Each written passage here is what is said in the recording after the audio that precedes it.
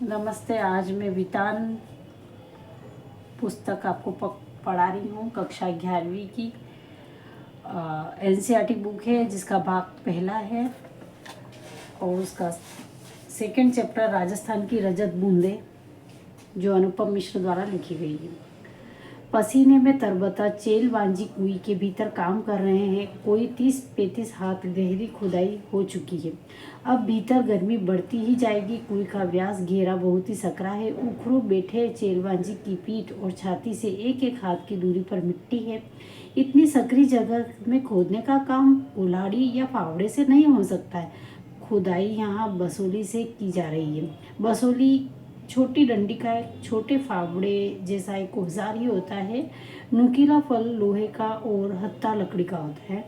कुएं की गहराई में चल रहे मेहनती काम पर वहाँ की गर्मी का असर पड़ेगा। गर्मी काम करने के लिए ऊपर जमीन पर खड़े लोग बीच बीच में मुट्ठी भर रेत बहुत जोर के साथ नीचे फेंकते हैं। इससे ऊपर की ताजी हवा नीचे फिकाती है और गहराई में जमा दम घोटू गर्म हवा ऊपर लौटती है। इतने ऊपर से फेंकी जा रही रेत के कण नीचे काम कर रहे चेलवांजी के सिर पर लग सकते हैं, इसलिए वे अपने सिर पर कांसे की या पित्तल यानी किसी धातु का एक बर्तन टोप की तरह पहने हुए हैं। नीचे थोड़ी खुदाई हो जाने के बाद चेलवांजी के पंजों के आसपास मलबा जमा हो गया है और ऊपर रस्सी से एक छोटा सा डोल या बाल्टी उतारी जाती है। मिट्टी उसमें भरकर दी जाती है और पूरी सावधानी के साथ ऊपर खींचते भी बाल्टी में से कुछ रेत कंकड़ पत्थर नीचे गिर सकते हैं। टोप इनसे भी चेलवांजी का सर बचाएगा। चेलवांजी यानी चेंजारो कुएं की खुदाई और एक विशेष तरह की चिनाई करने वाले दक्षतम लोग हैं। यह काम चेजा कहलाता है। चेंजारो जिस कुएं से बना रहे हैं ना, वह भी कोई साधारण ढांचा नहीं है। कुएं यानी बहुत ही छोटा सा कुआं हो गया है। कुआं पुल्लिंग है और कुएं स्त्रीलिंग होती है। पुल्लिंग स्त्रीलिंग दो होता है ना, तो कुआं पुल्लिंग हो गया और कुएं क्या है, स्त्रीलिंग है। यह छोटी सी केवल एक व्यास में ही है। गहराई तो इस कुएं की कहीं से कम नहीं है। राजस्थान में अलग अलग स्थानों पर एक विशेष कारण से कुएं की गहराइयाँ कुछ कम ज़्यादा होती हैं। कुएं एक और अर्थ में कुएं से बिल्कुल ही अलग है। कुआं तो भूजल को पाने के लिए बनता है, पर कुएं भूजल से ठीक वैसे नहीं जुड़ती है जैसे कुआं जुड़ता है। कुएं वर्षा के जल को बड़े विचित्र ढंग से समेटती है, अलग ही तरीके से। तब भी जब वर्षा ही नहीं होती है, यानी कुएं में न तो सतह पर बहने वाला पानी है और न ही भूजल है। यह तो नेति जैसे कुछ पेचीदा मामला है। मरुभूमि में रेत का विस्तार और गहराई अथाह है।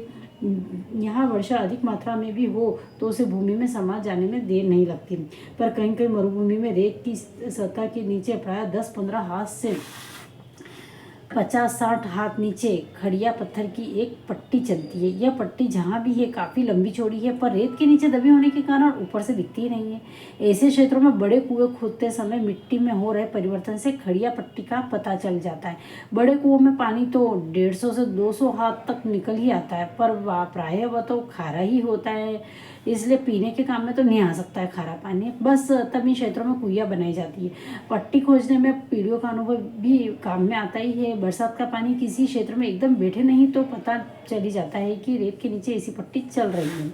यह पट्टी वर्षा के जल को गहरे खारे भूजल तक जाकर मिलने से रोकती है। ऐसी स्थिति में उस बड़े क्षेत्र में वर्षा पानी भूमि की रेतीली सतह और नीचे चल रही पथरीली पट्टी के बीच अटक कर नमी की तरफ फैल जाता है। तेज पड़ने वाली गर्मी में इस नमी की भाप बनकर उड़ जाने की भी आशंका उड़ सकती है। पर ऐसे क्षेत्रों में प्रकृति की एक और अनोखी उदारता काम करती है। रेत के कण बहुत ही बारीक होते हैं। वे अन्यत्र मिलने वाली मिट्टी के कणों की तरह एक दूसरे से चिपकते नहीं हैं। जहाँ लगाव है वहाँ अलगाव भी होता है। जिस मिट्टी के कण आपस में चिपकते हैं, परस्पर चिपकते हैं, वे अपनी जगह भी छोड़ते हैं और इसलिए वहाँ कुछ और स्थायी स्थान भी खाली छूट जाता है। जैसे दोमट या काली मिट्टी के क्षेत्र में गुजरात, मध्य प्रदेश, महाराष्ट्र, बिहार आदि में वर्षा बंद होने के बाद भी धूप निकलने पर मिट्टी के कण चिपकने लगते हैं और धरती में खेत और आंगन में दरारें पड़ जाती है। धरती की संचित नमी इन दरारों में गर्मी पड़ते ही वाष्प बन करके वापस वातावरण में ही लौटने लगती है। पर यहाँ बिखरे रहने में ही संगठन है। मरुभूमि में रेत के कण समान रूप से बिखरे रहते हैं। यहाँ परस्पर लगाव नहीं है, इसलिए अलगाव भी नहीं होता है। पानी गिरने के कण तो थोड़े भारी हो जाते हैं, पर अपनी जगह नहीं छोड़ते हैं, इसलिए मरुभूमि में धरती पर दरारें नहीं पड़ती। भीतर समाया हुआ वर्षा का जल ही भीतर ही बना रहता है, अंदर ही रहता है। एक तरफ थोड़े नीचे चल रही पट्टी इसका रखवाली करती है, तो दूसरी तरफ ऊपर की रेत असंख्य असंख्य कणों का बहरा बना रहता है। मतलब एक बहरा बोले तो आपस में एक चौकीदारी की तरह रहता है। इस हिस्से में बरसी बूंद बूंद रेत में समाकर नमी में बदल जाती है। अब यहाँ कुएं बन जाए तो उसका पेट, उसकी खाली जगह चारों तरफ रेत में समाई नमी को फिर से बूंदों में बदलती है। बूंद बूंद रिसती है और कुएं में पानी जमा होने लगता है। खारे पानी के सागर में अमृत जैसा मीठा पानी। इस अमृत को पाने के लिए मरुभूमि के समाज ने खूब मंथन किया है, खूब सोचा है इस बारे में और अपने अनुभवों को व्यवहार में उतारने का पूरा ही एक शास्त्र विकसित किया है। इस शास्त्र ने समाज के लिए उपलब्ध पानी को 3 रूपों में बांटा है। पहला रूप है पालर पानी, यानी सीधे ही बरसात से मिलने वाला पानी। यह धरातल पर बहता है और इसे नदी, तालाब आदि में रोका जाता है। यहाँ आदि शब्द में भी बहुत अधिक कुछ छुपा हुआ है और उसका पूरा विवरण आगे कहीं और मिलेगा। पानी का दूसरा रूप होता है पाताल पानी। एक तो पालर पानी हो गया, दूसरा है पाताल पानी।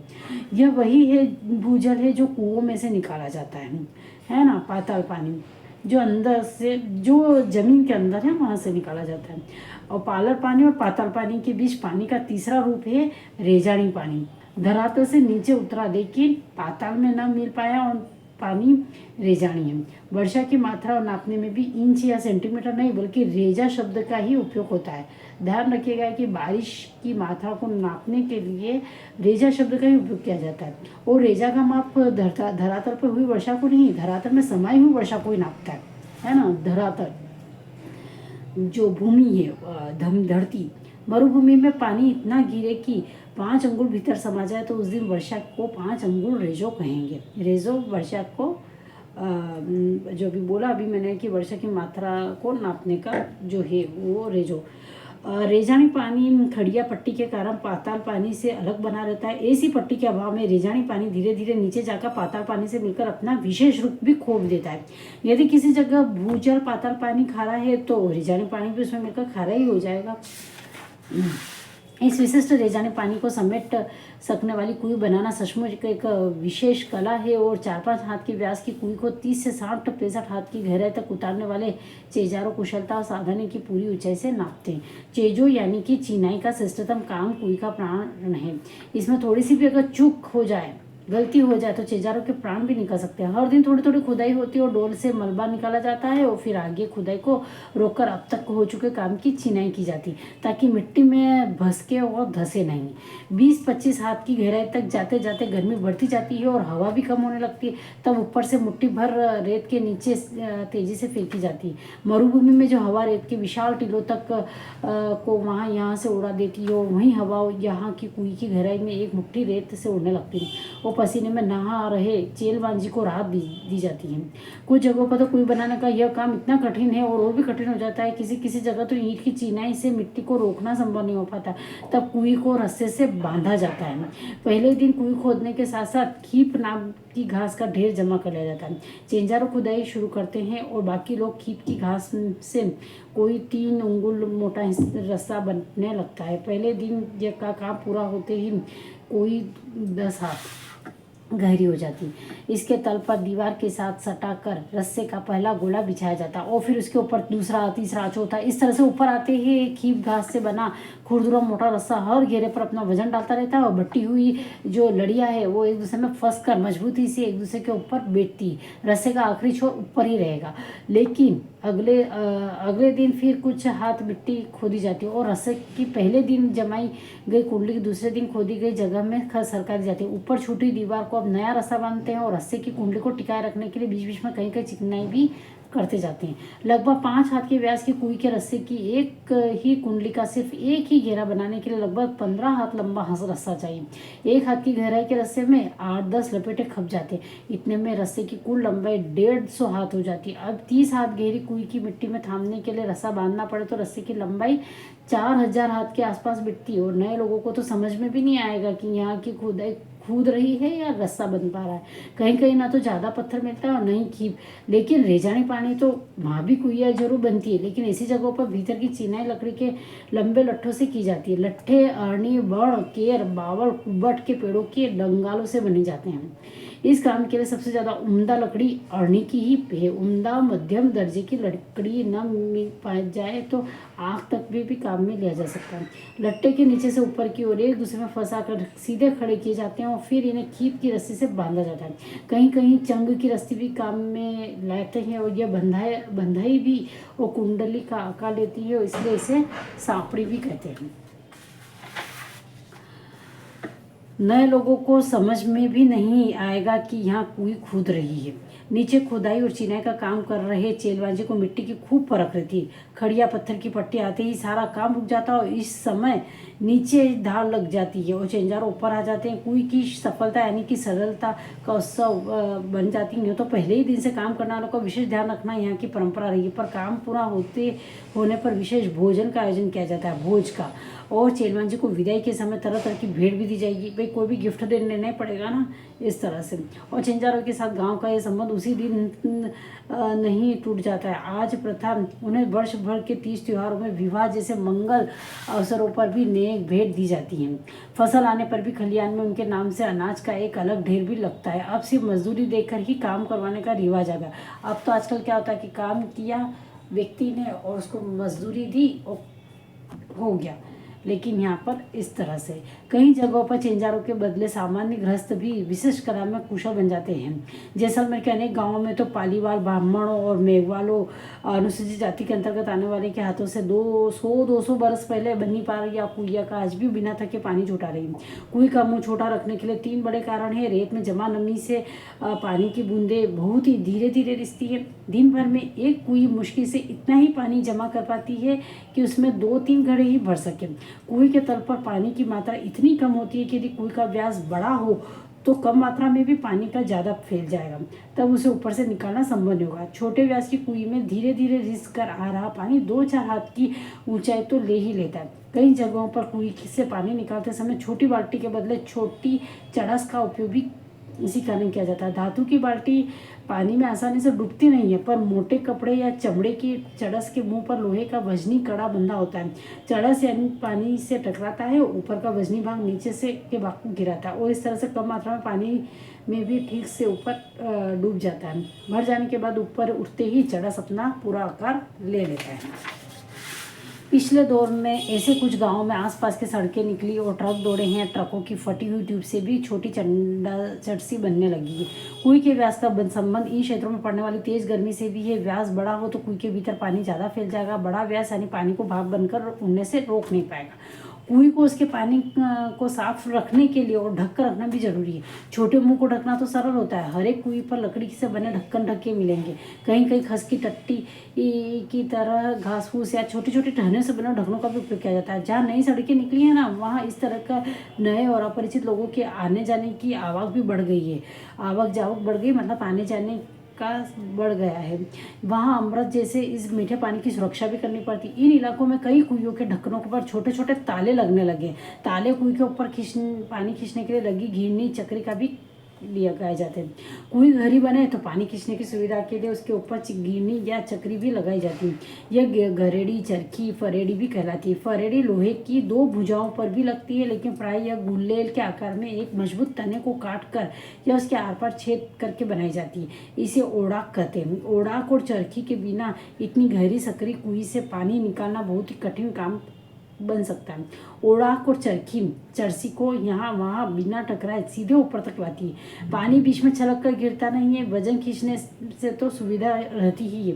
खड़िया पत्थर की पट्टी एक बड़े भाग से गुजरती है, इसलिए उस पूरे हिस्से में एक के बाद एक कुएं बनती जाती है। ऐसे क्षेत्र में एक बड़े साफ सुथरे मैदान में 30-40 कुइयाँ भी मिल जाती है और हर घर की एक कुएं, परिवार बड़ा हो तो एक से अधिक भी। निजी सार्वजनिक संपत्ति का विभाजन करने वाली मोटी रेखा कुएं के मामले में बड़े ही विचित्र ढंग से मिट जाती है। हर एक की अपनी अपनी कुएं है, उसे बनाने और उसमें पानी लेने का हक तो उसका अपना ही हक है। लेकिन कुएं जिस क्षेत्र में बनती है ना, वह गांव समाज की सार्वजनिक जमीन है। उस जगह बरसने वाला पानी ही बाद में वर्ष भर नमी की तरह सुरक्षित रहेगा। इसी नमी से साल भर कुइयों में भी पानी भरेगा। नमी की मात्रा हो तो वहाँ हो चुकी वर्षा से भी तय हो जाती है। अब उस क्षेत्र पर बनने वाली हर नई कुएं का अर्थ है पहले से ही तय नमी का बंटवारा। इसलिए नीचे होते हुए भी सार्वजनिक क्षेत्र में बनी कुइयों पर गांव समाज का अंकुश रहता है। बहुत जरूरत पड़ने पर ही समाज नई कुली के लिए अपनी स्वीकृति देता है। हर दिन सोने का एक अंडा देने वाली मुर्गी भी चिर परिचित कहानी को जमीन पर उतारती है कुई।